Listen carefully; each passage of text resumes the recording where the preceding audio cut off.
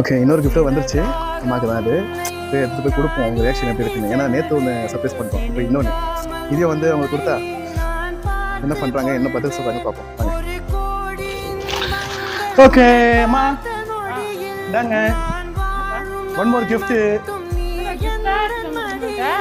கிஃப்டா தான் வரும். எனக்கு எவ்வளவு செஞ்சு போடுற, இதை கூட செய்யலன்னா எப்படி? ஆமா, இது நிறைய கிஃப்ட் தான் உனக்கு. அதே ஓபன் பண்ணு மக்களே. அம்மாக்கு கிஃப்ட் இல்ல, இது கிச்சனுக்கு கிஃப்ட்னு சொல்லிடாதீங்க. அவங்க ஆசைப்பட்டு ஃபர்ஸ்ட் வாங்குவோம். கொஞ்சம் கொஞ்சமா அம்மாக்கான கிஃப்ட் வரும். பொறுமையா. ஆமா,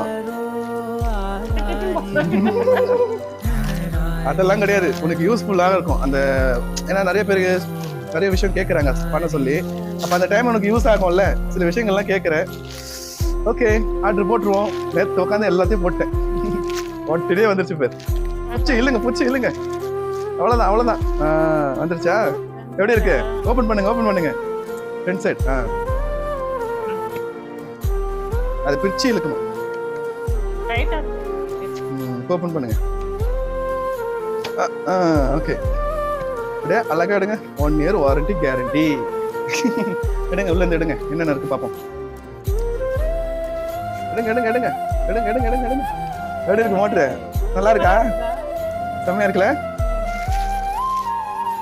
இதை வச்சு நீ வந்து எதை வேணா அடிச்சுக்கலாம். ஜூஸ் கூட அடிக்கலாம். அந்த அளவுக்கு அந்த பிளேடு வந்து பவரா இருக்கும்.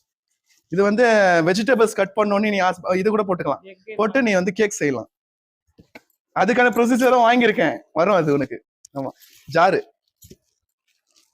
அது வந்து அதுக்கான. ஆமா, அது போட்டு லாக் ஃபிட் பண்றது. இது ஜாரு ஊத்தி வைக்கிறதுக்கு, ஜூஸ் போட்டு அடிக்கலாம். சூப்பரா இருக்கு. வாவ், சூப்பரா இருக்கு. வெல்கம். இதான் உனக்கு யூஸ்ஃபுல்லா இருக்கும். பிளெண்ட், அதாவது சாப்பர். வெஜிடபிள்ஸ் எல்லாம் சாப் பண்ணிக்கலாம் ஈஸியா. அதுக்கப்புறம் சாப்பர் தான் வாங்கணும்னு நினைச்சிட்டே இருந்தேன். அதான் வாங்கிட்டோமே, அப்புறம் என்ன. சூப்பர்.